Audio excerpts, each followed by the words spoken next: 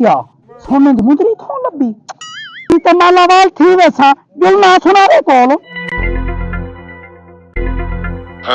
बाला क्या खिलता वादी क्यों खुश थी ना वादी ओए ए गाल को छोड़ मैं अमीर बंदा तू गरीब है तू मेरा लेवल ही कहीं नहीं है तू बिरा गाल तो सुन तू अमीर किवें बन गई तू तो गरीब आवे मेरे गटर साफ कर दावे किदो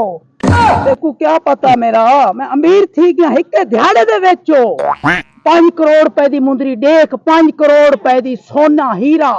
कोई ब्याह सुना ठीक है बेचनी भी तो मैं को दसा गिंदा तेरे कने दसा हुने गिंदा हुने मैं बचे ना 5 करोड़ दी तू मैं को 1 करोड़ रुपया दे रुपया 2000 दे सा देने तो दे मेरे कने टाइम क्या नहीं जल्दी कर दे छोड़ गो मैं भी काम करना जल्दी थी एक भाईजान भाईजान करोड़ वाली 2000 च मुंदरी गिन्नी हुई माल थी गया वे अच्छा पुत्र जिवे करे तो बंदोबस्त थी वैसी अदा प्लान कामयाब थी ना पाए जिवे ऐसा करना यूं थी ना पाए ओ भाईजान एक मिनट गाल तो सुन जी भाईजान हुक्म करे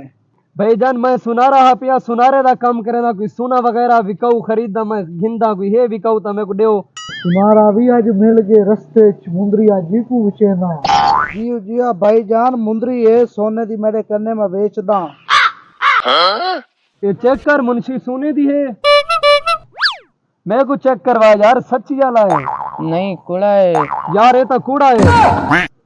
सच्ची कूड़ा है सारा बाकी टाइम खना ये घेना अपना उस्ताद दे जल ये तो फालतू बंदे हैं साहब साडा प्लान कामयाब थी गए गिनो 2000 असा एक कुछ ना लाए